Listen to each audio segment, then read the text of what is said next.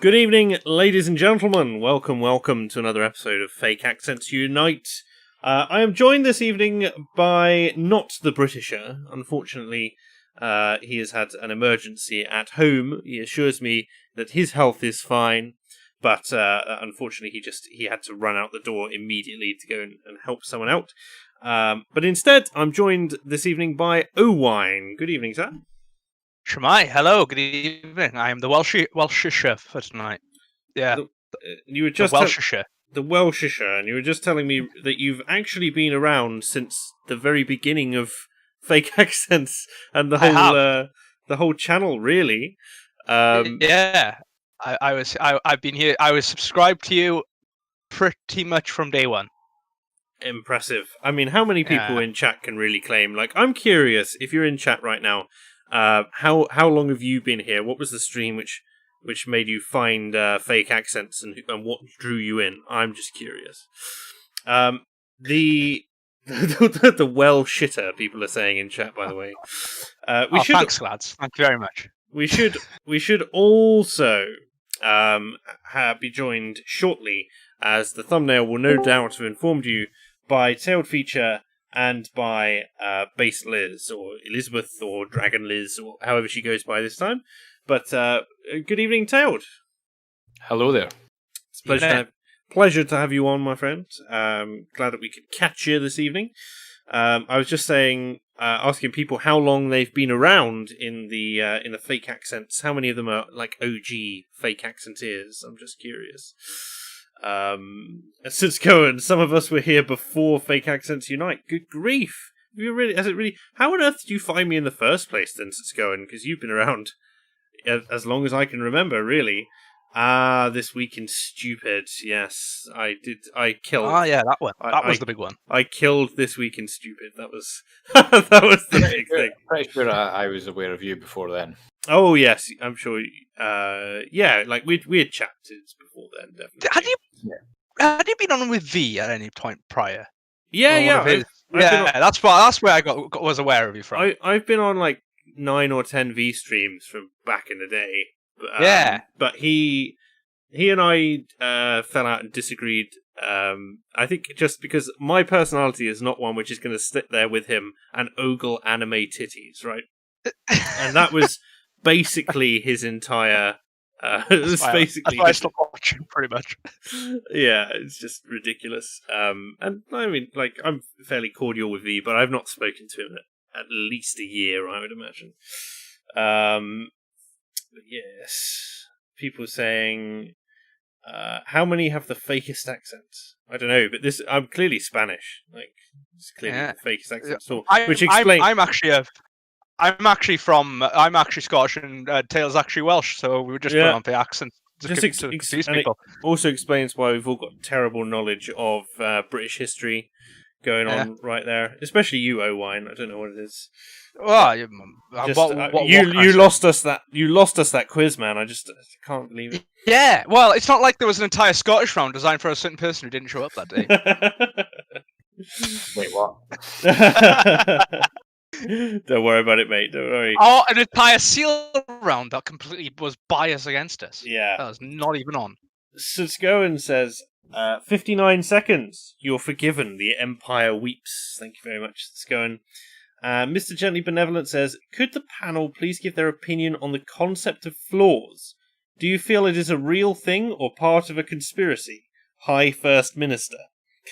I'm Mr. Gently Benevolent. The concept of flaws. This is a reference, I believe, to Friday night. Well, I don't think it's an actual question about actual flaws. Surely. Well, I'm telling you, flaws were invented. All right. Right. As opposed to what were they before? The ground. Yeah, it's just ground. Because you're English, I thought you were talking about flaws rather than floors. Yeah, that's what I thought initially. You can't speak properly. Floors. There's an R in it. Floor. So rolling your R's like some kind of filthy continental. Be having that. The Aztecs didn't have floors, or did floors come? The Aztecs had high-tech floors after a while. See, They the were Welsh taller. came up with slate floors. How is it a high-tech floor? Would it have underfloor heating or something like that? Well, better drainage and all that, and it didn't have to have hay on the top of it or anything like that. Like, us Celtic peasants needed. I mean, you're still using that, right? Well, in some areas, maybe. NSO, you need to drag Liz in. Does she not have the? Let me She doesn't have the required permissions. Horrendous. Let me. Oh, no, she does have the required permissions. She's just not doing it, so I'm going to move her into streaming. Good evening, Liz. Good evening. Yes. Could you not get into the channel for some reason? Yeah, I can't join myself. It's blocked for people who aren't like members or something. I will. You do have all the appropriate permissions. I'll look into that later, but that's not something chat needs to worry itself with. How are you this evening? Doing pretty well. Although it's afternoon for me, so it's technically still business hours. If my phone rings, I'll disappear for a few minutes to answer it. No problem at all. We've just been talking about whether floors are real, as in FLOORS. Do you think floors are a real thing? I think that gets into definitions. It's like, how do you define, depending on how you define something, anything can exist or not exist. Oh, yes. I knew it was good to bring you on in lieu of the Britisher, Liz. It's the appropriate answer. See, what I usually say is the ground is outside, but the floor is inside. But then someone says, but what about a forest floor? That's a good one. Yeah. But what if? This is the weakest opening to a Fake Accents Unite. But what if there is nothing on the floor on the inside, so it's still dirt? Then it's a dirt floor. No. It's still the same surface as the outside. No, the outside could be paved, or it could be tarmac, or it could be reversed, or it could be grass, or it could be lichen, or moss, or stones, or rocks. Yeah. We're going to get Hattie and Gladive in the chat in a minute. Someone say rocks. See, now, the philosophy of floors needs to happen. The floor, it can be symbolic also. Like, talk about we're getting in on the ground floor. It doesn't reference any physical thing. Surely recognizes the floor. I think floor just represents the base level. As soon as buildings had more than one story, the floor was cemented. Hey, get it? I just want to say I blame this conversation on Jedi Knight Cringe Walker for apparently making floors a thing you can invent on Friday night. We know full well that it's Mr. Gently Benevolent's fault. But thank you very much anyway for that question. I think you probably got your money's worth out of that one. Makuta Pterodax says, found you through The Academic Agent, and I found AA and Britisher through Dictator Top Trumps. Watched Fake Accents Unite since August 2018, and UO since episode 25, which is June 2018. Goodness, because I think Fake Accents was only running for like a month or two. I don't know how many Fake Accents episodes there are. I do need to do a count. And then we'll do a belated, episode 100, because I'm definitely sure that we're either at or beyond episode 100. But I want to make that a big thing, so we'll do kind of celebration into triple figures stream at some point. First floor is not ground level. Fight me. Yes, that depends also on where you're from. Yes, and if you have a basement, definitely then it would be. Well, that's level B, man. Like, come on. No. Ground floor and then B1, G. It's like numbers don't start at 0; they start at 1. Damn it. It's also debatable. It's like, is black and white a color? Well, we don't know. What's the difference between steps and stairs? I mean, stairs. Stairs have got you in the first few minutes. I once fell on church steps and knocked all my teeth out once. That's something I did with steps. Steps lead up to and away from buildings, and stairs are inside buildings, surely. But I think that steps at the end of Steps are the individual pieces of the staircase. So stairs are comprised of steps. Yes. Yes.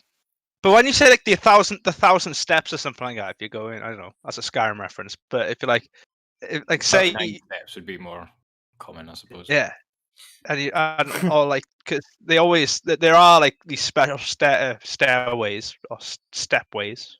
Is a stepway a thing? Stepwise? Do you mean I think you're making things up now. I might be. The chat is suggesting a 24-hour fake accent celebration stream. Well, if this is the banter we've got in Would be 10 interesting. minutes, probably not. I think I'd have to. I'd have to see who would be up for it. See if I could get enough people on through the day. But like maybe I don't know. I might be up for that. I don't know how. If you have enough international guests, then yes, it could easily cover the 24 hours. I think You've got Mad Merc for late night on the Aussie side. See, you can do that. You've got Radlib and Base Liz here to do your late shift with the Americas. You just got to get the really early morning. Yeah, I can Get get. some Antipodeans in for the extra late shift. Yeah. No, I'm if the- usually up till midnight EST, which I think is 5 in the morning for you guys. Call it Fake Accents World Tour, as according to Burns E3210. That actually sounds fun. Quite good. We'll have to see. I should watch NSO. Watch the 39 Stairs. Excellent movie. Do you not mean the 39 Steps? Because I've read the book, which I thought was great, but I've not seen the film. We need to have like a regional accents opinions in history. Are you trying to? Are you trying? I was gonna say like regional. Are you trying to shill your show or like every show? Every show, we have like a cartel like show where we all, God, yeah. You're part of the cartel now, aren't you, Mark? Well, apparently, I didn't ask. It was one of the things that was foisted upon one. I may be added to the cartel. Look! There is no cartel. There is merely informal arrangements between various members not to step on one another's toes. It's a There's nothing. The cabal. A cabal. I've taken Sunday night slot. Just saying. Bi-weekly Sunday nights. Be right back. Monday is the day of rest, so none of us are streaming. Be right back. Listening to Stepway to Heaven. One small stair for man. The journey doesn't start with the first stair.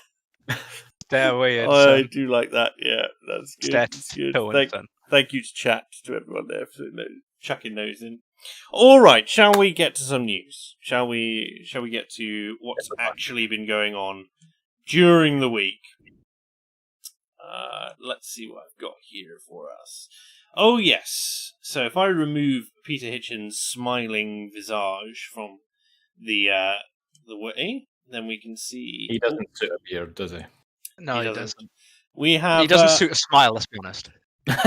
It's terrifying. It's terrifying. Smile doesn't suit him. He doesn't suit the smile. Right. Yeah, please ignore the cat. Boris Johnson is to unveil a £10 million ad campaign to cut obesity in England. Specifically, right? No, nothing for Scotland or Wales or anything like that, but England, that's where the fatties are, apparently. Public are to be urged to slim down before a potential COVID second wave in the autumn. And apparently, of course, if you're fat, you're far more at risk of having underlying health conditions, and when you contract COVID-19, of dying from it. So, but this enormous ad campaign comes alongside a raft of restrictions, basically, on ads that can be on TV. So some of you will remember that in London, for instance, it is illegal to have certain ads with a certain amount of either body fat, fatty foods, sugary foods, or unhealthy body images, which, as far as I can tell, has extended only to healthy body images that are considered unrealistic by Sadiq We live in the Khan. world of reverse psychology. Yeah, you're not allowed. Like, get beach body ready ad was banned on the tube, for instance. Whereas, sorry, I was about to ask about that, though. The one that was approved certainly showed an unhealthy body image. yes, definitely. So they changed it from a slim woman to someone who is quite clearly over the recommended BMI. Yes. So But would this I'm new just move by eating Boris Johnson ban the new ad? ban the... Would it ban the new ad, with the overweight woman? No. With this move by Boris Johnson? So this one only applies to food, but as a parallel, it's sort of similar to what's already been going on in London. London already covers unhealthy body images in on advertising, which again, vague terminology, poorly enforced.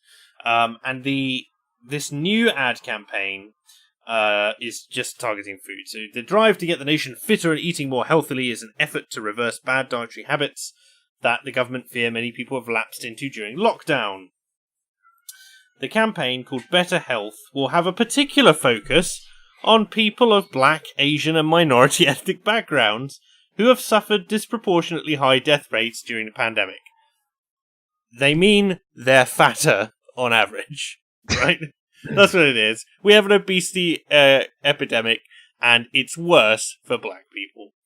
The Guardian understands this. So it will include ads on TV and radio, billboards online and in traditional print media. It will be an upbeat, energizing campaign, not just be less fat blackie, that will show very diverse people getting on top of fighting the fat. So, yeah. No. Are they saying carbs are racist? Yeah, carbs are racist. But no, like, do you know what it reminds me of, though? Is What it's like called white flour. It's like it's targeting black and ethnic minority people, most of whom live in London and Birmingham and the cities, Manchester, etc.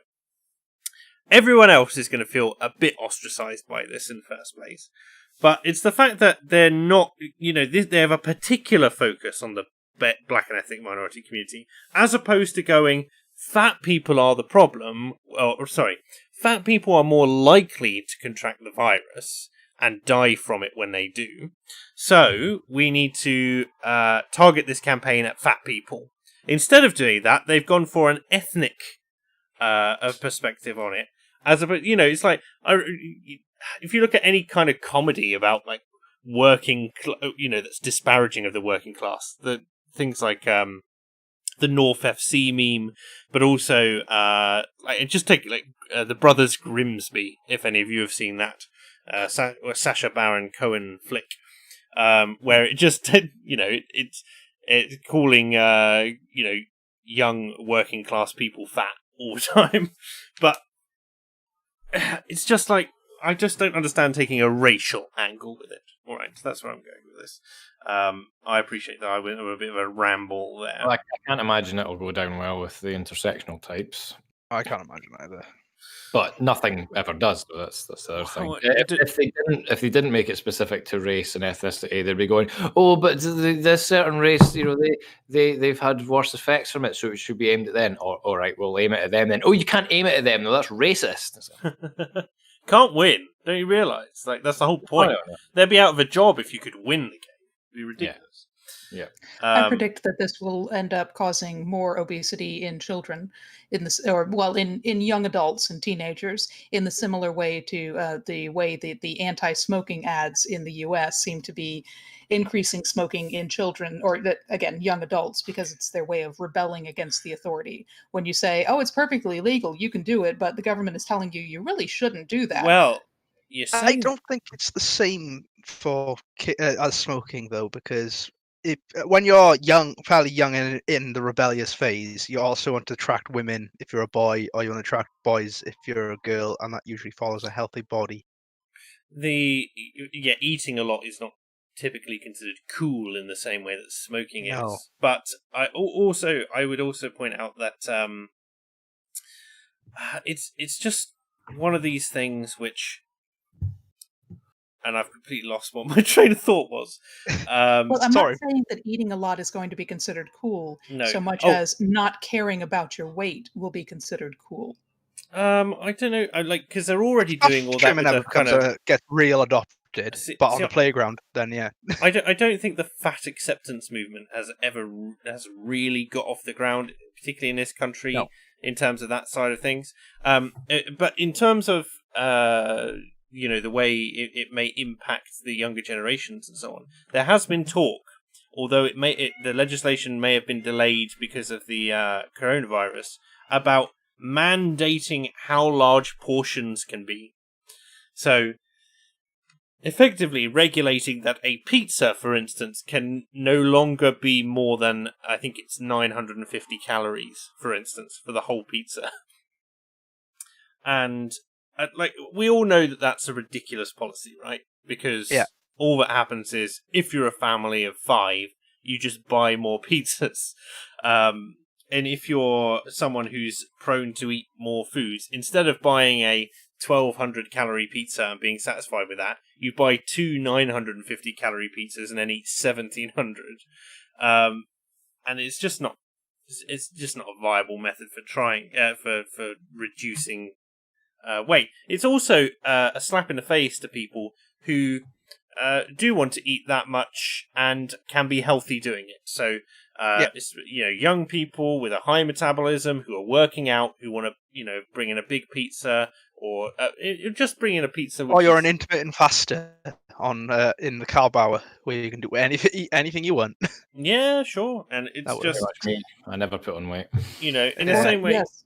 I have a brother the same way. He can eat a large pizza by himself and he never gains any weight. His doctor has actually told him he needs to gain weight. He is unhealthily thin, but it doesn't matter how much he eats. He just never gains weight. Well, I'm not quite like that, although I have lost 7 pounds during lockdown just from not eating. That's a lot of money, man. Are you all right? I know. It's completely. I mean, first of all, it's just a massive overextension of state power to regulate in this thing.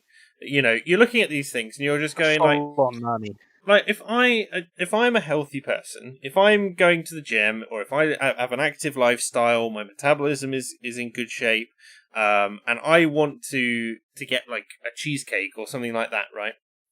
Why shouldn't a company be able to advertise that cheesecake to me? And why shouldn't I be able to buy that without feeling guilty? Like, they have no clue. Like, I'm not going to eat it all at once either. Like, if I eat, eat a slice a day or something, it's hardly going to, especially if I'm healthy, it's hardly going to do anything. So, I wouldn't necessarily. We have a nationalized healthcare system, though. Everyone's health is your problem. It's a pain in the ass. What annoys me the most is that how little, I guess, the politicians must be thinking of the general public right now. If they need to overreach this much, how little responsibility do they think people have? And treating people like this, they'll never ever develop a sense of responsibility. They'll constantly keep giving their responsibility over their own lives over to the government, as they have done for the past over 100 years to a ridiculous extent. You reap what you sow, and you get to the point where as soon as something is taken on by government, people will expect it to continue by government. So as soon as if you tried to take it away as a government person, then they'd be like, oh, why are we being forced to do this? You did this before, it was going perfectly well. And I think there's very few policies which could be actually walked back like that. Is it not also true that banning certain advertising and stuff doesn't actually work? It's done. Well, it won't do anything. As Captain Bees points out in chat, it says, has the sugar tax made any difference to the nation's health? And I think the sugar tax the sales of bar the sales of Pepsi Max and Coke Zero going through the roof. No. Exactly. Wasn't it a sugar tax that helped lose you some very lucrative colonies? Ha. I could be wrong.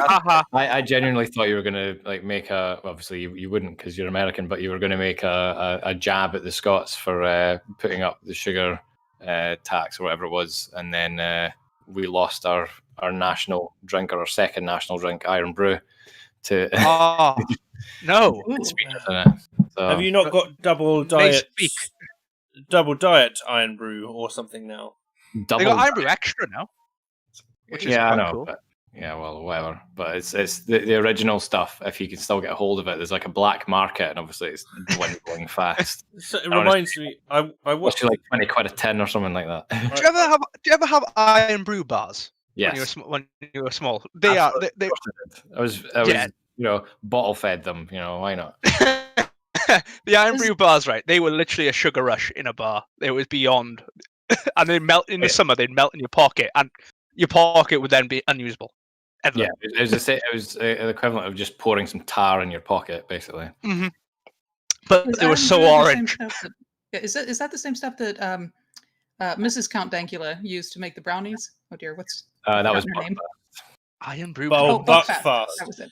Yes, Yeah. tonic It was an wine. English creation. Yes, it was an English creation to make the Scots fight amongst themselves.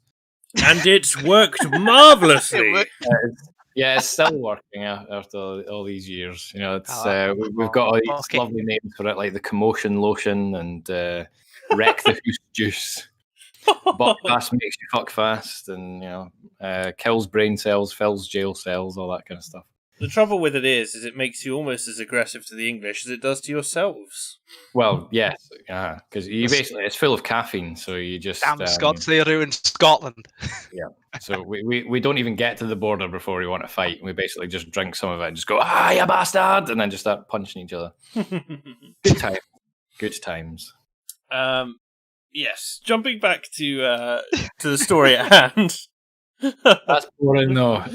Ah, come on. Under plans being unveiled on Monday, bottles and cans of wine, beer, and other alcohol products have to carry labels telling consumers how many calories are in them. Well Most worth cans do though. well worth £10 million, I could say. Yes, this label can't stop me. I can't read. Yes, if you're already blind drunk on vodka, it doesn't really stop you. Boris Johnson will help launch the plan, in which he has taken a close personal interest following his own spell in intensive care in April. Is that because the Prime Minister is believed to have become convinced that his weight, 17.5 stone, before the pandemic struck in March, was part of the reason he became so unwell and needed care. He urged Britons to slim down for summer in order to reduce... So it's like Boris Johnson is saying, get beach body ready, but it's illegal for him to say that in London. Surely this is the antithesis of what any supposedly low-state Tory government should be doing. They should be encouraging the market to provide for this rather than the actual actually being so active in it. Well, let's be real. They are doing a few things on top of the ad campaign. And first off, like £10 million is not very much in government money. No, it's not. That is very true. Although I do cast disparaging remarks on I believe it was £7 million that the ad campaign for the armed forces, the army in particular, cost, which said, "Snowflakes, we need you and your compassion." Oh, was it the gamers? We need you and your stamina. Oh God, no! I was Say like, snowflakes. Yes, it Yeah. actually said snowflakes. They did. Genuinely, and yes, it was as cringe as you can imagine. But on top of things, they are going to have a VAT cut for quote unquote healthy restaurants and for businesses to bump them up above and beyond to get out of the COVID recession, which I think is it's a step in the right direction in terms of VAT and stuff like that. But it's a poor. VAT it's should be gotten rid of, really. It's not going to. Personally. It's not going to do anything anyway. Yeah, it's a double tax, effectively. You pay taxes on the money that you earn, and then you pay taxes on the food that you buy. VAT ensures small businesses will always be locked out of competing against the larger businesses. It really does hit especially like independent businesses and like boutique towns. They get hit so hard by it because they can't. Yeah. Anyway. Yeah. So Nando's VAT has gone from 20% to 5% in combination with the Eat Out to Help Out scheme, which launches on August 3rd.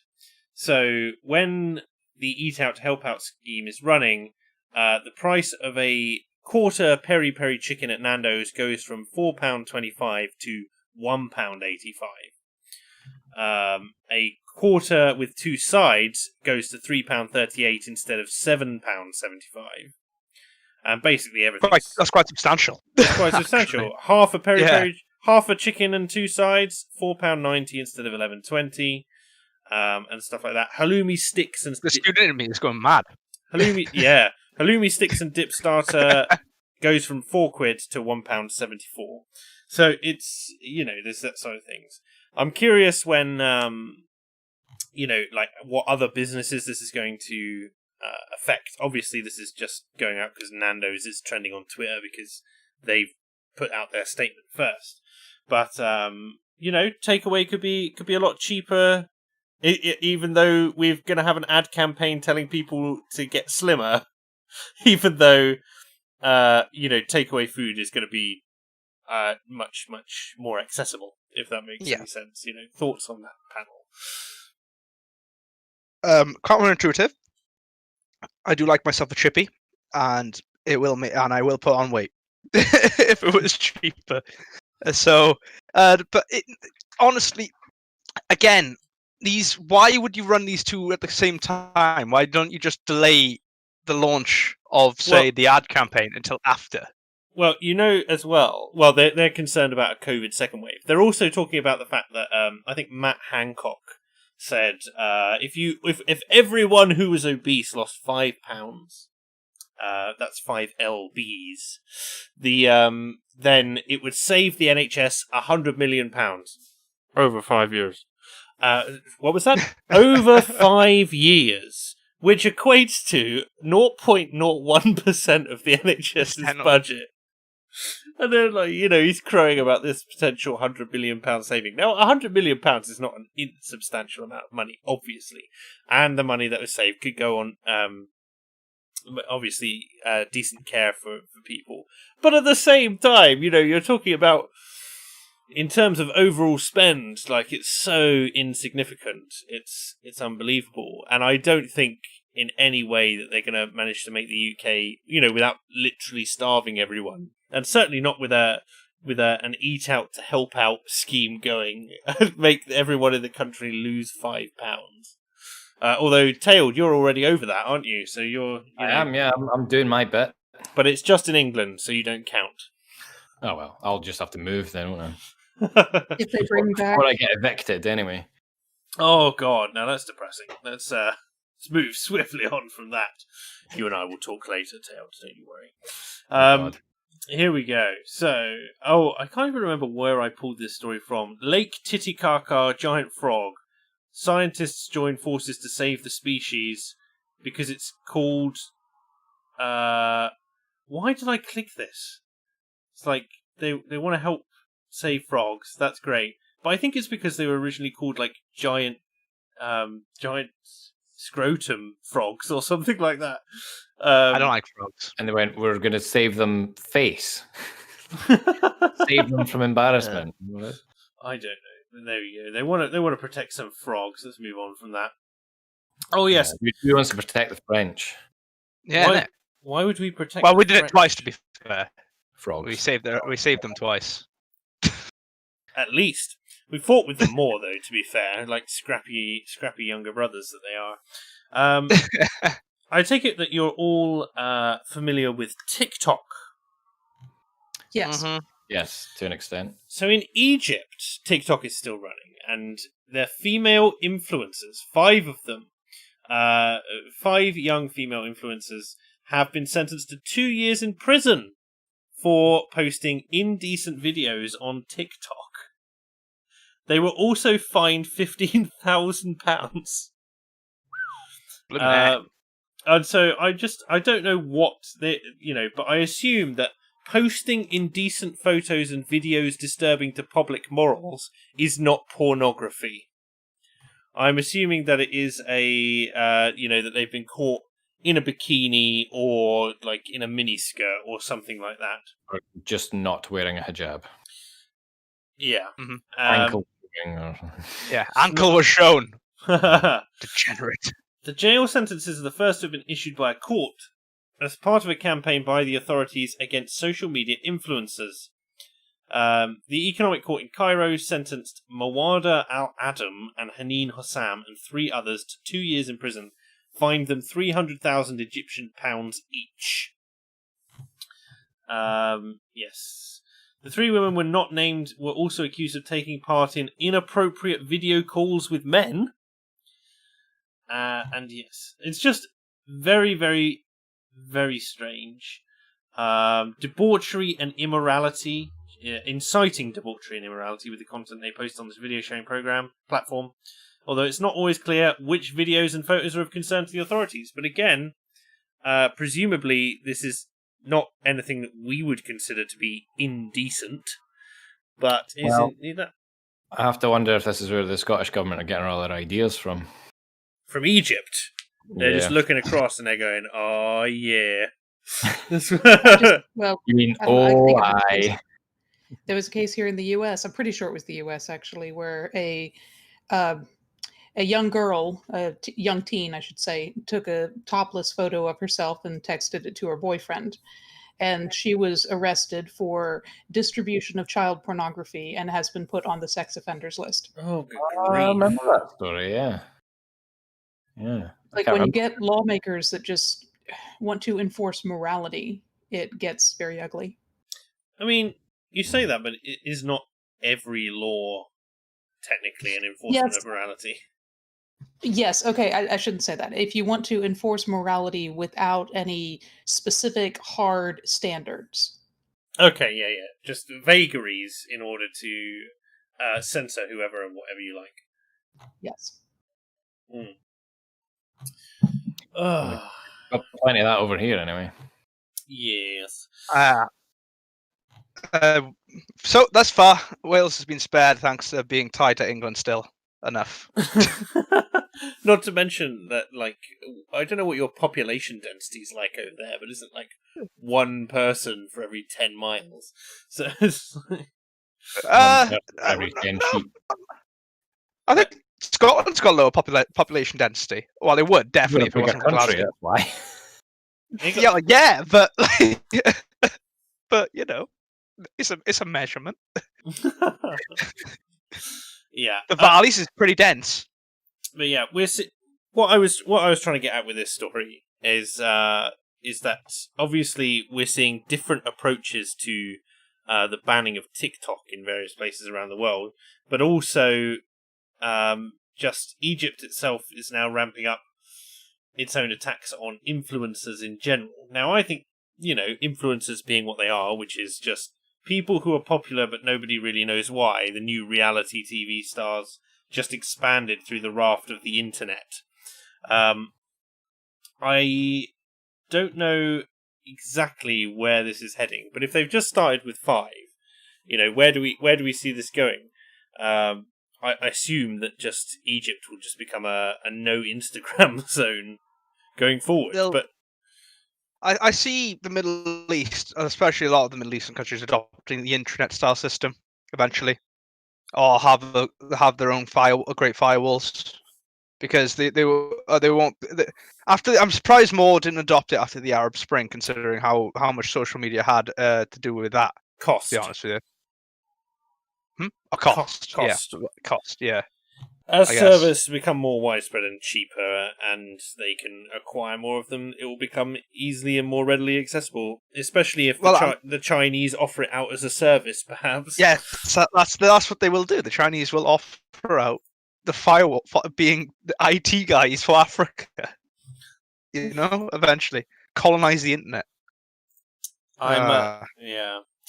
All right, I'm going to run through some more super chats. So, Anaquin Cringe Walker is here with us. It says, was Humza having something of a public freakout when Dank replied to his Twitter BS?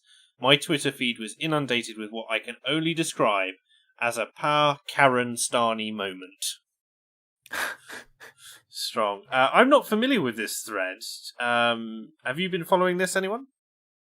I was aware that Dank may have challenged Hamza Yusuf to a debate and also said that he was a liar and all this kind of stuff. Went a little bit mad on him, which is fair enough, to be fair. I mean, he wasn't rude or anything like that, but he was, strong words. So yeah, I assume then that something came of that. Quite what that was, I don't know. I didn't follow it intently, but I knew something was going on.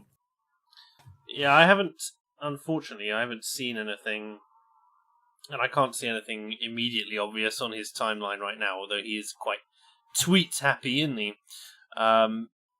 So, unfortunately, if you've got a link to that, Anakin, drop it in the Discord or send it to me via Twitter, and I will certainly take a look at that. Mr. Gently Benevolent says, the big boned have less access to floors, and so fewer jogging opportunities. Commie rule for evenly distributed floors to improve the nation's health. The world needs floors. And definitely the steps and the stairs to get to them. Mad Beast Yeti says, thoughts on the Czechs looking to get their own Second Amendment? I've not seen Czech. I think Styx did a vid on it, didn't he, the other day? I haven't heard of that, but I support it. FirearmsUnited.com says, Czechs to approve Second Amendment as the first country in Europe. In the Czech Republic, Czech Parliament is discussing it before a final vote about constitutional right to keep and bear arms.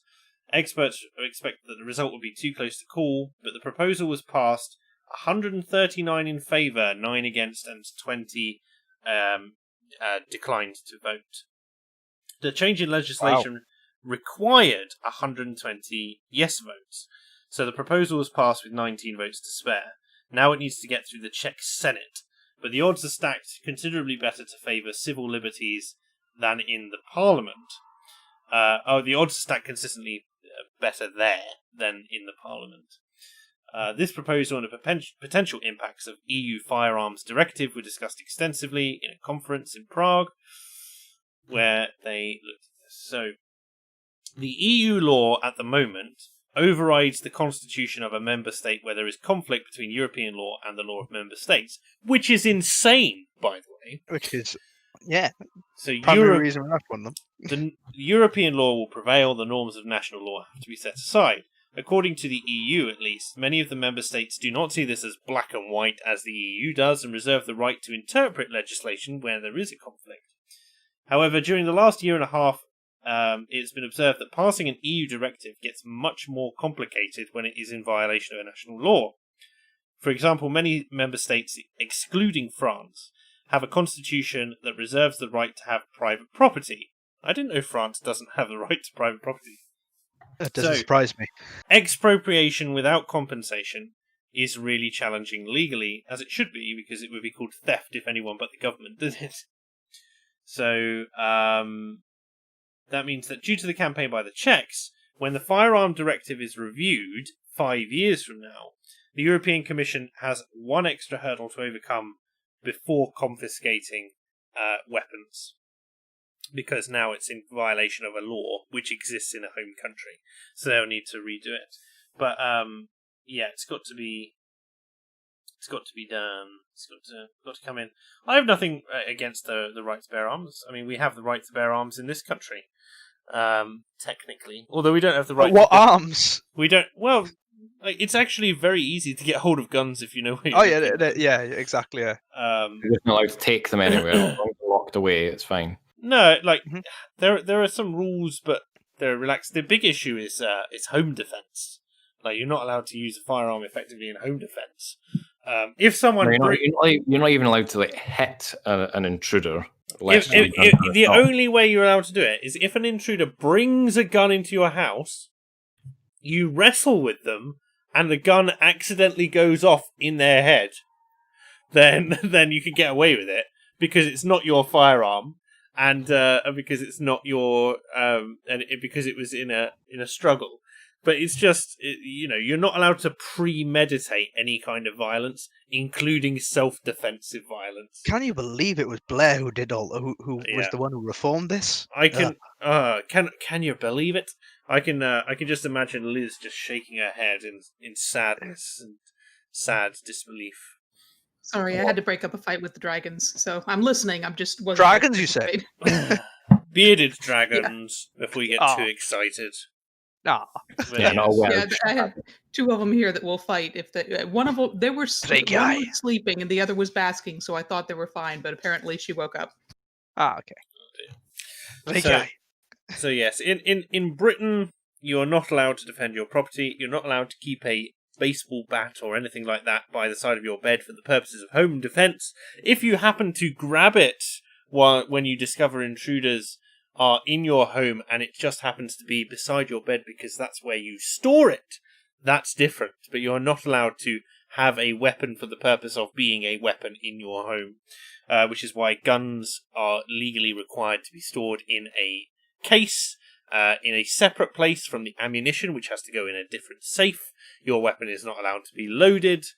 And yeah, that's the general gist of that. But you can have weapons, and the ability to enforce these laws is somewhat spurious, depending on where you are. Like, if you have a rifle or something, then yeah, they're going to come round and check that you have a case for it. The first time, I don't know how frequently they actually do that, but the rest of the time, you can keep it wherever you want. But if they find that you've been keeping it outside of its locked case, then you're an issue. But I know loads of people who carry shotguns and stuff like that, so it's in the country it seems to be less enforced, certainly. But all in favour of the Czechs getting their own Second Amendment. Mighty Balls. Yep. I was just saying aye. I thought you were I going see. to put it to the room. Are we putting it to a vote, or you? I don't know. Yeah, I'd never. This is not a democratic channel, gentlemen. Mighty Balzac says the Welsh population is very dense. I don't know if that's I don't know if that was an insult or he's being serious. And that's the point. You'll Proving never know. his point. Yeah. Ooh!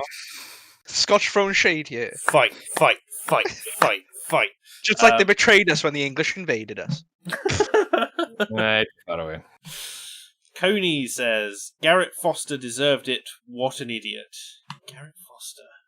He's the guy that got shot in the Portland riots, I think it was, or one of the riots somewhere in America. Apparently. Oh God! How have I missed this? Apparently, he fired into this car and missed the guy, and the guy got out and shot him. And then everyone's like, "Oh, he was." Well, as the protesters do, he was peaceful. He was peaceful, even though he fired first. Yeah. I believe that's the story, anyway.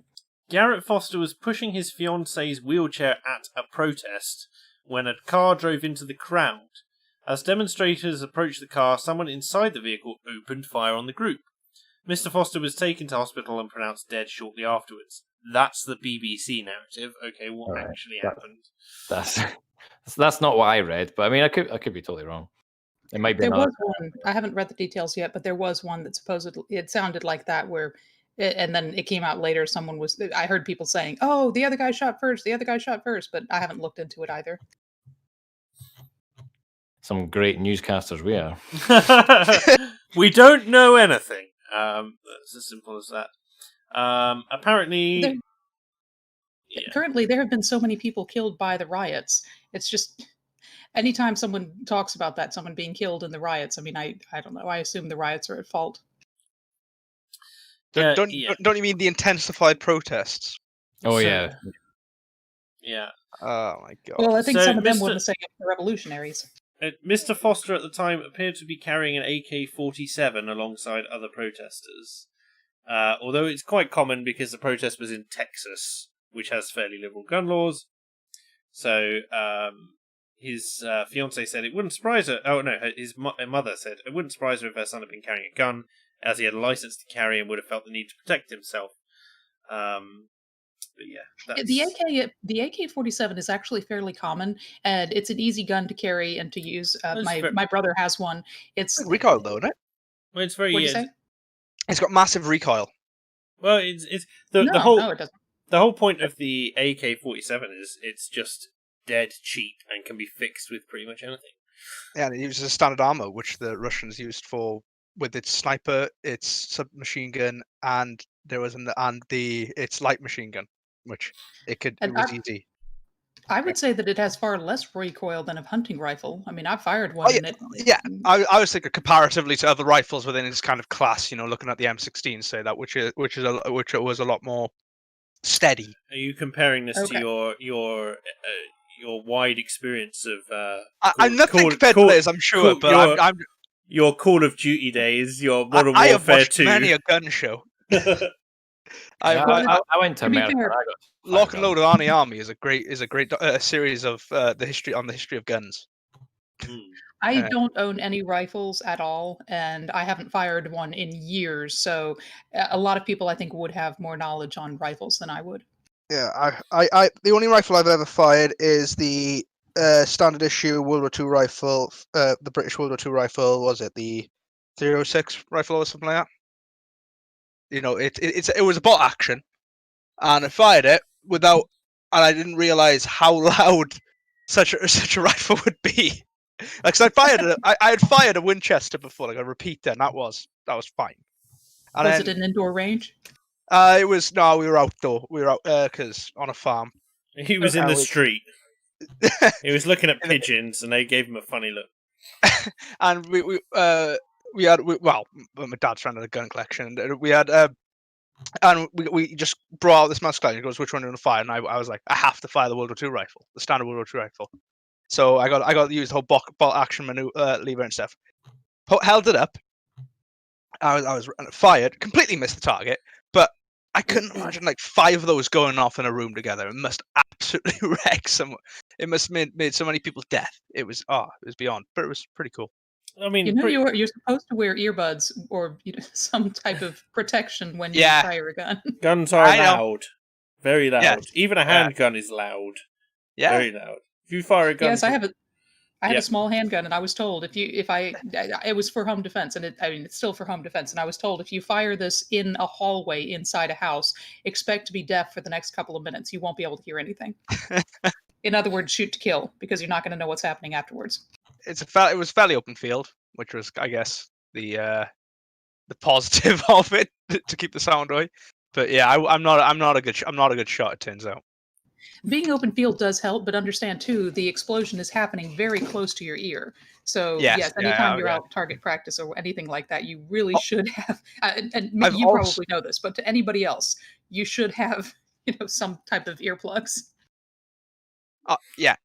I also fired a brown bass before. That's another one I've fired. a That blunderbuss. a brown bass. It's a Oh. musket. That was a type of fish. Oh wait, that's a bass. bass. Right. That's my a bad. bass. Yeah, Anyway. It's not too bad. I mean, like, you've somehow managed to fire a lot of stuff which is quite non-standard, I suppose. Like, I used to clay pigeon shoot quite a lot, and obviously I've shot our military rifles. The terrible rifles we have as standard. The SAAC is Yes. so unbelievably heavy, like unnecessarily heavy. In the early days, and the firing pin used to melt, and they would have misfires in warm climates. I have unfortunately fired the non semi-auto version of it as well.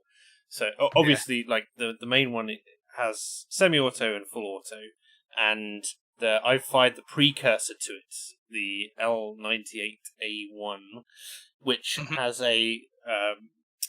it has a lever on the side that you ratchet back in order to do it, but it's exhausting to use because and it completely throws off your aim. I mean, if you're doing target shooting or anything, unless you can rest it on something, which we weren't allowed to do at that point, then good luck basically getting a grouping on site. But yeah. Well, I got a shot of a shotgun and a handgun when I was in America. I no idea what either of them were. You have fun though. It was alright. Did you cap any fools? I wasn't just running around with them, but I was at a range thing. But it was outdoors, somewhere in Pennsylvania.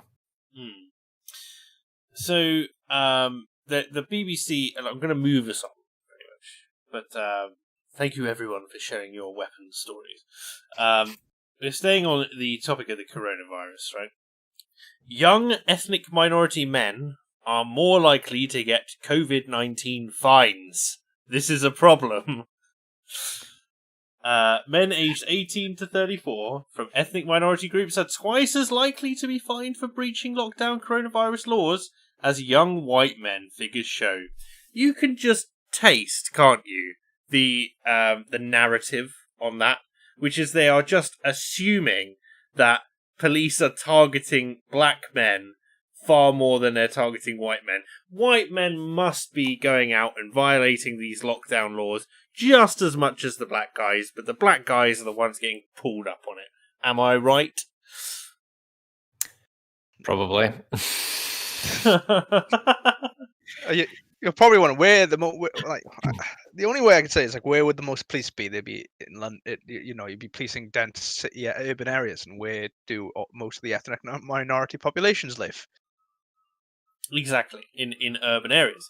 Also, the vast majority of various populations are quite religious, and so they're Islamic or Hindu in London, for instance, and they go in groups to places, and then what do? They stick around, they loiter, they hang out.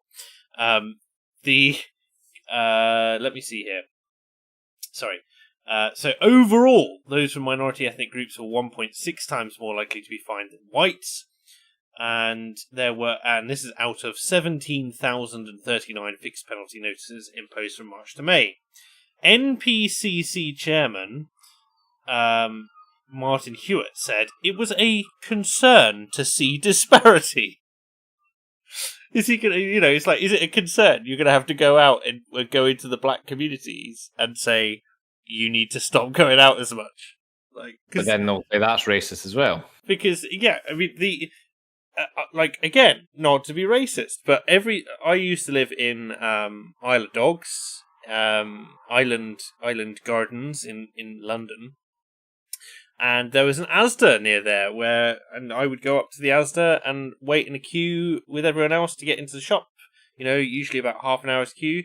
The only families who did not obey the social distancing things were the black families, in particular the enormous black families. So you'd have a woman would turn up with 8 kids, and they would get up all up in your business. Like, I had to the point where there were these little chairs which go alongside the entrance, and that's basically the last bit of the queue.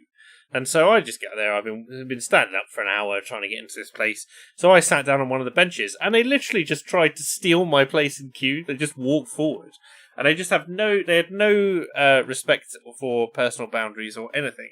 And I'm going, this is British tradition of queuing. Exactly. Well, there's a rule to it. There's a cultural clash. They either don't care. I don't care how real you think COVID-19 is, or what its actual lethality is. But there are these guidelines in these places, and so if they're violated, they're going to get fined. Whether you agree with the fact that there's a violation in the first place, and whether or not the guidelines should exist, the fact of the matter is that these communities just could not give less of a shit about actually adhering to the law in this regard. You know what I mean? Yes, we do. So it's a concern to see disparity. But he said it was a complex picture. No, it isn't. More black people are getting fined because they're in areas with more police, because there's more crime in these areas, because it's the cities, and cities are rife with crime. And so there's more police in cities. And that's the extent of it. The idea that they're going on about how there's more ethnic minorities are catching it, that's just simply due to the fact that more of them live in dense areas, especially more of them live in dense areas, more of them live in poor housing, and more of them are obese. It's as simple as and also live in large households. Yes. I would be interested to see if there is a concentration or a higher percentage of first generation immigrants, because it could also be a cultural difference. Like even in the U.S., in the South, people will get much closer to each other physically than in the North. Sorry for the you hear the scratching in the background. That's a dragon trying to get down. Well, they're complaining that I can't remember if it was Birmingham, but they were. He basically complained that people were not adhering to COVID-19 guidance because it wasn't in their local language. So you had all these people. Even ignoring language, I'm saying if you have a culture of getting close to someone, if you in the South, if you stand 6 feet away from someone you're talking to, you're like, what's wrong? Do I smell bad? Why are you standing so far away? Come here. Possibly, but I don't think it's that. I think a lot of the time it's especially young Muslim men who are going to prayer and they're getting caught on the way back. I think it's youths who don't want to be in their houses, who are loitering in areas where they shouldn't be. Illegal raves have been a big deal. Illegal raves have been a big deal, and not to mention just general. And where have most of the illegal raves been? In certain ethnic minority neighborhoods. Oh, what a surprise! I mean, I saw a headline in passing. I saw a headline in passing, but I've not really been following it all that much. But yeah, so Mr. Hewitt said issuing a fine was a last resort, and the data only presented a partial picture because it doesn't show the hundreds of thousands of interactions with the public where engagement, explanation, and encouragement was effective, and there was no need to issue a fine. So I'd be curious to know, like, how many interactions in general they're having with different communities. Not that I want to racialize everything, but I'd be curious to see it anyway. There were 20 forces that issued fewer than 40 fines. There you go. A rave's not deemed haram, though, surely. Well, wearing a boiler suit and dealy boppers, is. Don't. I think raves have moved on a little bit from that, from boiler suits. don't expect the Muslim community to be logically or morally consistent. There are many sects. You are correct. I just have this amazing image of there's all these different sects of Islam, and one of them is a raving sect. Well, I suppose quite a few of them are raving in different ways. This is how you invite me, isn't it? Yeah. I'm so happy to have you here, Tails. Yeah. It really makes my day. Oh, God. Anna Quinn Cringewalker says gun range recommend Calico LWS Star Wars gun in real life. I don't know the Calico LWS. Let me have a look. Calco sounds like a kind of orange drink. Oh, Calico LWS light weapons system. It's like an actual ray gun by the looks of things. I've never seen one. I've never used one, but looks interesting. Thanks for that, Anna Quinn Cringewalker. Yes, here's the most ridiculous thing that I found today. France is going to ban heated terraces in cafes and bars, and ban air conditioning in cafes. Whoa. I'm sorry, if you were to, I'm just thinking here in the US, in Florida, if anybody was to suggest banning air conditioning, you would have a revolution. Yeah. Ecology Minister Barbara Pompili said outside heating or air conditioning was an ecological aberration. It's not like we have fires, on the outside, bonfires. We've been doing since we bloody discovered it. The ban. Now, I am curious. How do they heat it outdoors? I know here in Florida we have I don't know what you'd call them. They're like lamps, but they're heat. Yeah. That's basically it.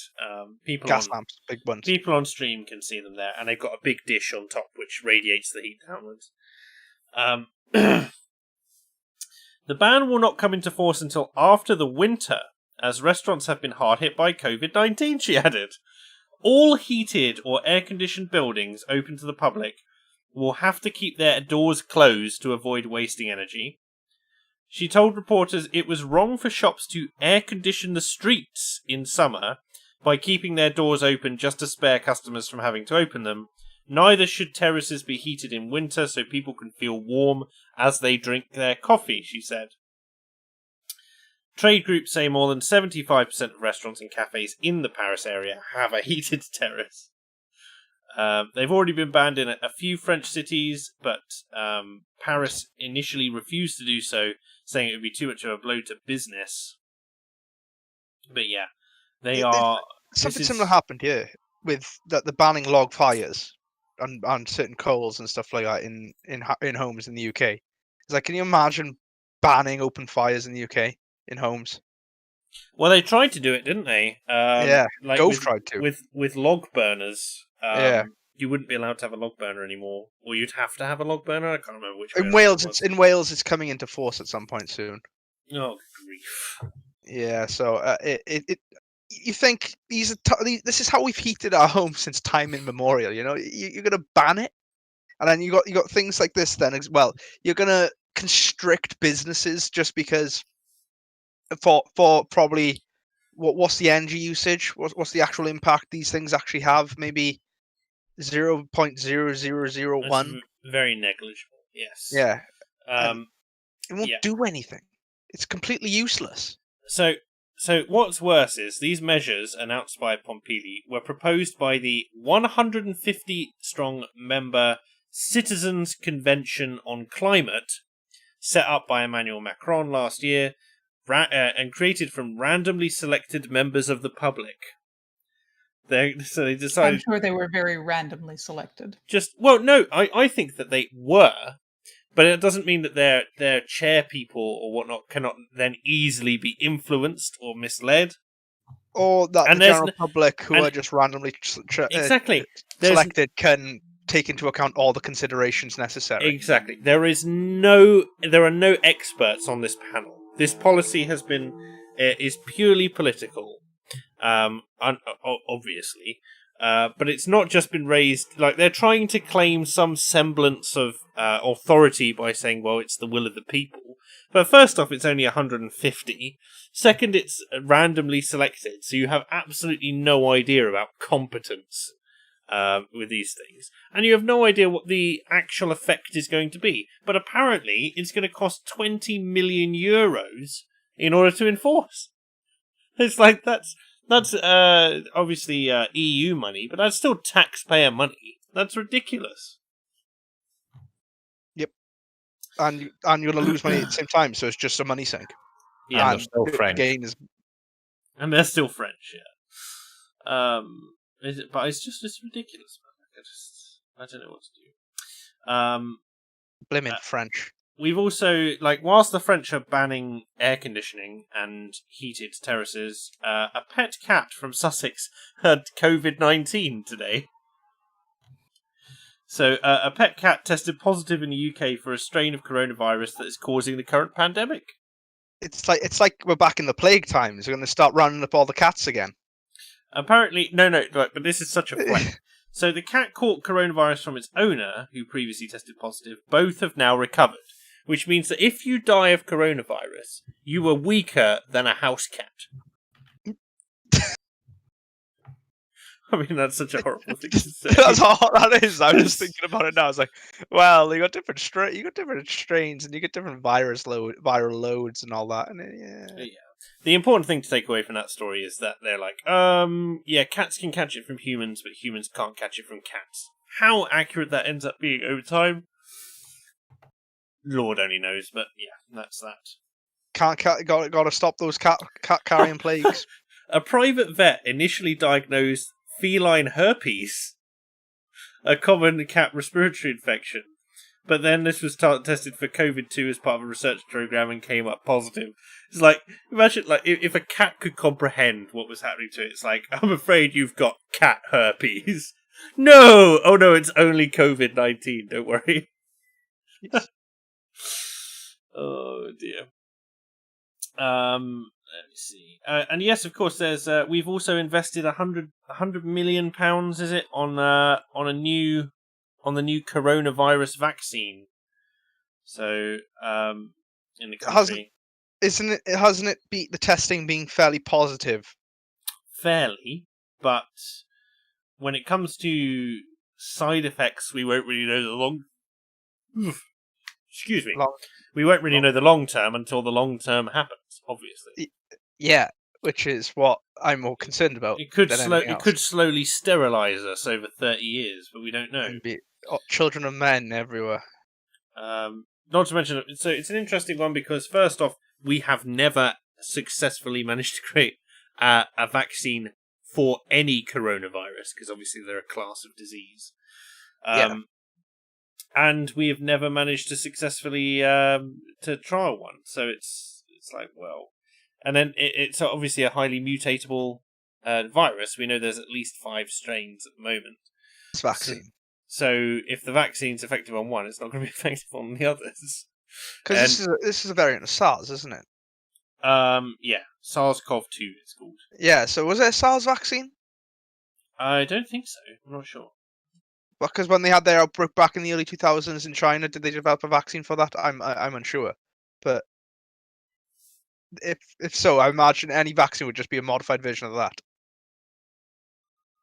I don't know enough about vaccine production to tell you, I'm afraid. Yeah, I don't know. I Sorry. understand there's something like 60 different variants being tested across the world right now. And Oxford's the furthest ahead. But Oxford had a big head start because I'm pretty sure Pirbright were on the case very quickly. Yeah. Yeah. I know they were definitely testing it in there. SARS vaccine wasn't worth it and it failed, according to Mech. It was partly effective, but nobody knew. Yeah, so I don't hold out much. I just hope that they don't make it mandatory until we understand The long term. The long term. And certainly I don't want it to be mandatory for myself, given that from people in my age bracket, I think 4 people have died. I think it should be if it's mandatory for anyone, it should be for over 50s. Maybe over 40s. I don't even know. Well, I wouldn't make it mandatory at all, but I'm just saying. If they were to make it mandatory, I see. Yeah. That would be the least damaging, I suppose. What do you think the likelihood is that the NHS would mandate it for retirees, and then if a lot of them died, just be glad that they have lower health bills now for the country? It's unlikely because retirees make up a substantial voter pool, and they actually take the time to go out and vote. So it's more likely. But if they're dead, I mean, they're also very high taxpayers because they're also the highest. That too. They have the highest earners. So it's more likely that they would that it would just be offered as part of a routine checkup, and it's unlikely that I think a lot of people would take it just because there's a lot of blind trust in the NHS from that kind of age bracket. Not to call them stupid or anything. And I'm not saying that the vaccine would intentionally kill people. I'm saying it seems to me that the government wouldn't mind testing it on older people. And I'm talking retirees who are not paying it taxes because they've already retired, who are essentially living on the government at this point. They wouldn't be a big loss from the government's perspective. Living on their own pension, you mean? But yes, that's fair enough. I don't know. But I assume you don't pay taxes on your pension once you're retired. No, because you do. You do, yeah. Yeah, because the money you put into your pension is tax-free. Oh, okay. Yeah, sorry. We have the same thing here in the US, depending on if you have a Roth or a 401k, and I have a Roth, so I forget about that. We have 2 ways of doing it over here. You used to, and you still can do it via an annuity, which is where you build up a pension pot, you sell that pension pot to an insurance company, effectively, who guarantee you an annuity, which is basically a set amount of money per month for the rest of your life until you die. And they're banking, obviously, on the idea that you'll die before you exhaust your pension pot funds, and that's their profits. And then there's the other side of things, which is you can now take it as a lump sum. But I think that's only been in place for something like 4 years.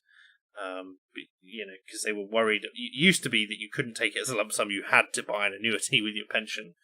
But you are now allowed to take it as a lump sum. They were just concerned that people, you get a load of old people who get like 300 grand in 1 month and then go and blow it all somewhere, and then immediately have to go on state pension again and become a leech effectively. But it doesn't seem to have been the case. Yes. Are private pensions allowed? Yeah, Yes. most people have a private pension. Yeah, and most then- you can actually have both. You know, a state pension and a private pension. usually. Yeah. Teabag Who Laughs is saying, "Hi, I work in pensions." I can't wait to see. Would you like to know more? Yeah. You could put some stuff in chat, Teabag. I'm not sure how long we'll stay on this though. The last story of this evening is about TV licenses, and is the namesake of this stream, Defund the BBC edition. Because the BBC is going ahead with the over 75s license fee changes, i.e. charging over 75s in the first place. How do we all feel about the death throes of the BBC's model? Given I was looking up the sorry, just to basically to ask you all a question and immediately interject. I did look up the BBC's budget, which is £4 billion a year. Oh my god. Oh lord. It is quite substantial. I'm curious. And they keep killing their cash cows in Doctor Who and the Top Gear. They killed them both. Yeah. I'm just curious whether or not I can look at how much that's changed over time. But no, I can't really see anything. Too much in there. Too much granular data, unfortunately. But yes, £4 billion pounds, with 3.8 billion is their current spend, and 0.2 billion of capital spending. I don't know what that is. And they have trusts everywhere, don't they, and all that stuff. It represents 0.5% of total public spending nationally. It's equivalent to £140 per household, or 0.2% of national income. And yeah, they've decided that's not enough money. They can't pull that in using the license fee, and so their budget's going to go down unless they do something drastic. And so this is what was floated under Theresa May's government, which is to charge over 75s for their license, which wasn't happening, and it got shut down then, and now they're bringing it up again. The BBC needs to roll back. It really has overstretched, I think, over the years. It overstretched. Like, you don't need 8 radio channels. You don't need 6 different TV channels. You've got the iPlayer now. You don't need a BBC Three for youth content, because let's be honest, a lot of the youth ain't watching that kind of content. Nobody watches TV anymore. The only reason that they're changing it to charge over 75s is over 75s are their prime demographic. Yeah, watching TV. And they're the only ones that can afford it. It's true. And the only ones who want to pay it now, because they're the only ones who still think it's proper to do license is the proper way to do it. Yeah, it's you're not paying 12. Also, what's beyond is that they're not gaining any ground at all. Their new shows aren't kicking up steam. They're not catching fire at all. And how many different versions of a game show can you do? How many different things can you put Alexander Armstrong in? Yeah. What's the tall guy? Like, he's been on everything. Like they've canned and ruined all their best shows. You've got no longer got the Doctor Who merch. You've killed that. You've no longer got the 3 Top Gear guys, which was the biggest TV show in the world, and they canned it. That's how idiotic the people in charge of this corporation are. Over a fracas. Yeah. Then they have. You got a plaque for that fracas. Sorry? There was a plaque put up where Jeremy Clarkson had a fracas. I'll see if I can find it while you're talking. Amazing. Then there was the Great British Bake Off, which They lost that. Which they've lost now. Then they had. Let's see. I think they've had a few good shows with they've had a few good crime dramas. They keep churning out occasionally. So what was the one with Hiddleston? Was there one with the Night Manager? Was it the Night Manager? Oh, I've not. I remember. Like my brother, my brother likes that one. And I know they did Our Girl, which was the one about females in the forces, which went down quite well. I've not watched that one myself. But again, it's not something which is causing a stir on both the national and international scene. I can't think of any programming in recent times. I mean, like, they had, obviously, historically they had Attenborough, right? So they had Planet Earth and all the other documentaries that he not only narrated, but often, if he wasn't narrating them, he was overseeing them. And Planet Earth 2 was like a big deal. I remember that being a big deal when it came out. And Blue Planet. But I can't see. They have absolutely no They have no property. They don't take risks in the same sense that they used to. Especially when they can afford risk because they have the most stable income possible. And they overspend. They're cutting these licenses to over 75s. And at the same time, they cut 25% of their news coverage. At the same time as they spent, they cut £25 million from news coverage, and they spent £100 million on diverse content and expanding Black and ethnic minority. Surely you can make a Freedom of Information request to get the viewing figures for each show. Oh, I've no it's doubt. Government run. Probably out there, isn't it? Anyway, I'll put someone in stream chat. Because I would love to see some of the viewing figures for these shows because they must be abysmal. Is that not public information in the UK? It is, but you just have to request it. Yeah, I think someone should request it because that'll be a really interesting live stream just in general, looking through what shows succeed and fail, and you can see then what the general public is looking for. That's why I think. Someone went through the figures of like Doctor Who, how many saw it, how many didn't, but I could be wrong. Doctor Who figures are quite generally out there because in the US, it's most people watch it streamed, and so you can kind of gauge from there. That makes sense. Here lies the BBC career of Jeremy Clarkson, who had a fracas on this spot on the 4th of March 2015. The rest is legend. Amazing. He just made millions on Amazon, himself, though, hasn't he?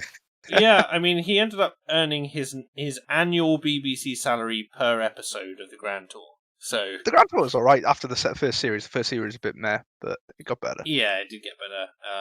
And it's a decent show. Right? If you have Amazon Prime, all the better. I've never even seen Top Gear. Oh wow! I love Top Gear. I watched. I am not in the 90s before they rebooted it with oh god, yeah. Those three. I mean, Clarkson George was on. Tiffany Dell. And Quentin Wilson and all that. Oh god.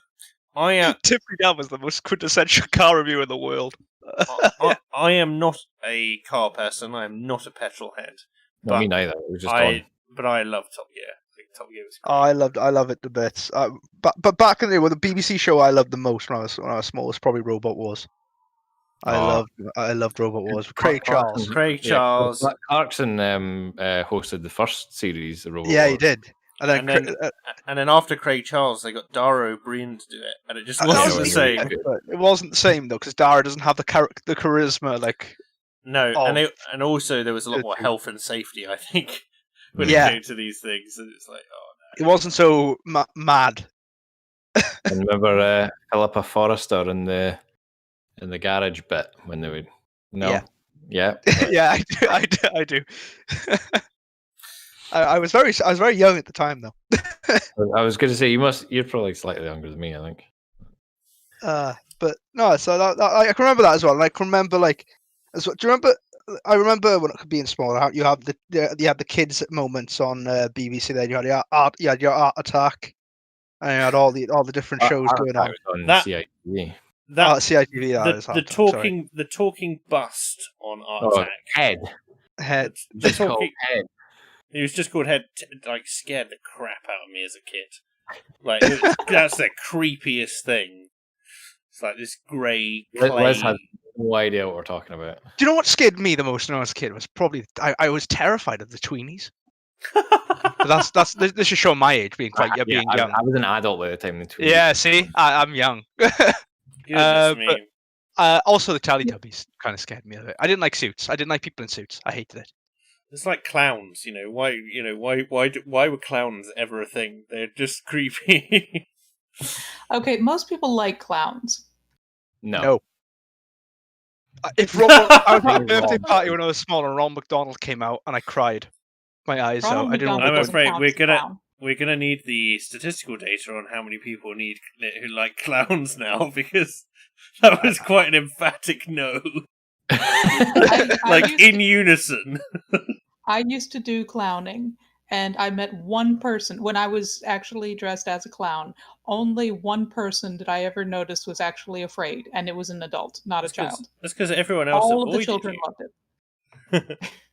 No, the children loved it because I would do face painting and balloon animals and all that. So all the children rushed up. They were all excited about it. Well, I put a picture of your nightmare, not so obvious, in the stream chat. Oh, why? Sweet Lord above, why? I'm going to put this up for chat to see, yeah. Because it'll be the first time Liz has seen this as well. Remember that guy? It's unholy is what it is.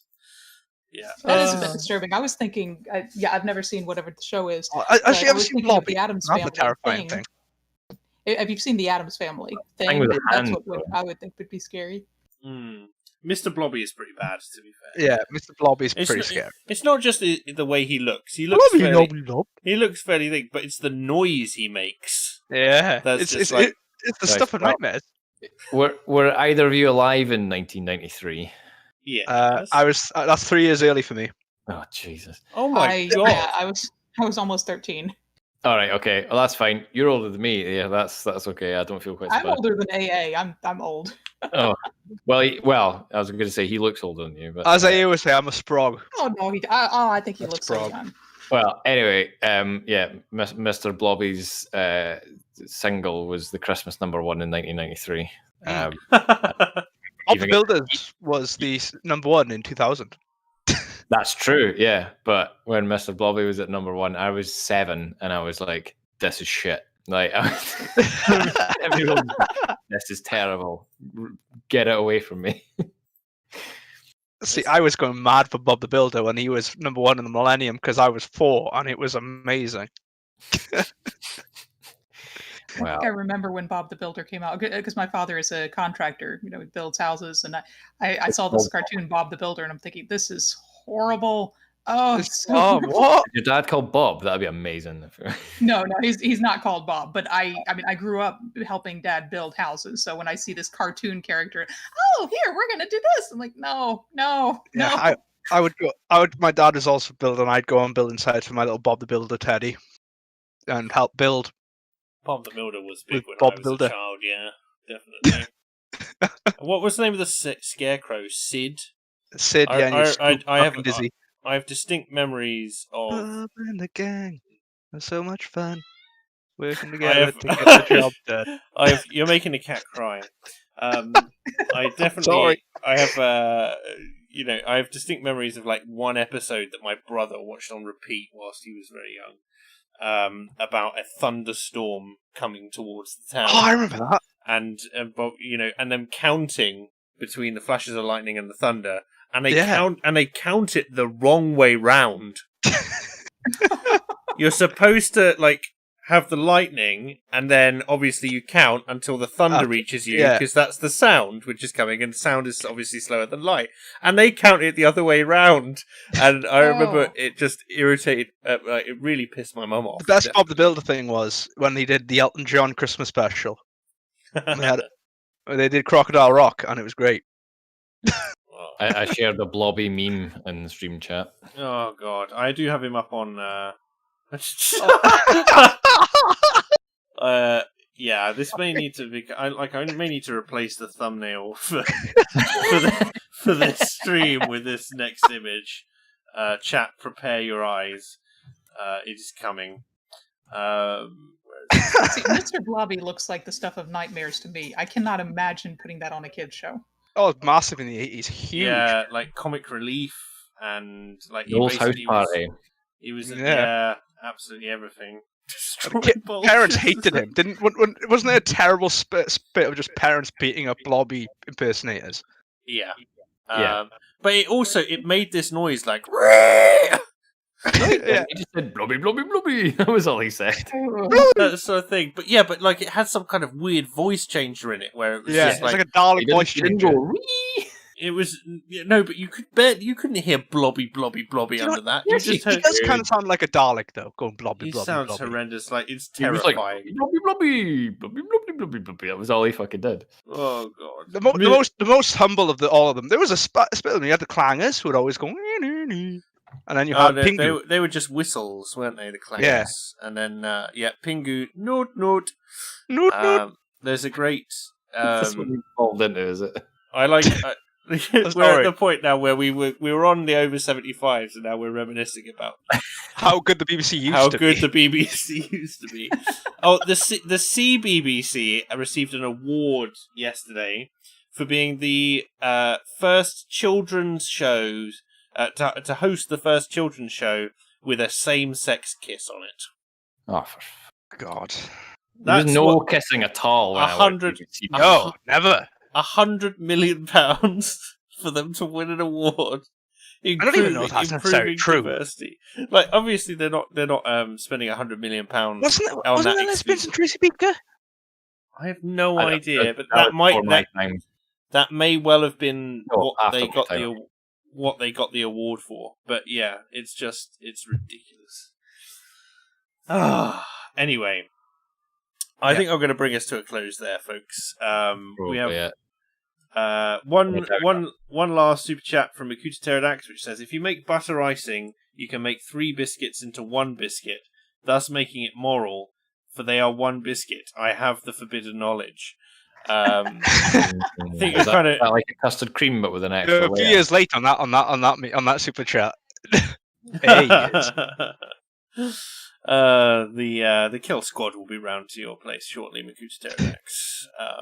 You may not have this knowledge. It's also completely defeating the object. Although I did find out from AA, and I'm sure I've mentioned this before, but his conception of what a moral biscuit is really quite extreme. It's like, Like the plainest digestive. No, like opposite direction. He eats the most opulent kind of expensive biscuits that he possibly can. A Fox's Venetian. So pretty much just like 2 of those, or a Bath Oliver, that sort of thing. Anyway, thank you very much to everyone for turning up, and of course, hashtag defund the BBC. Thank you very much to Owine for stepping in as my replacement Britisher. You've been a gem. Thank you. No, diolch. Thank you very much to Tailed Feature for stopping by. Should have, huh? And thank you very much to Liz for popping by. It's been a while since we've had you on, hasn't it? Yes, been very busy here. But yes, thank you for having me. No problem at all. Thank you very much to everyone for watching, and we'll hope to see you next week where, all things being well, the Britisher will be back with us, and he'll have many stories to tell. Thank you very much, everyone, and have a great week. Cheer in the rest, No star.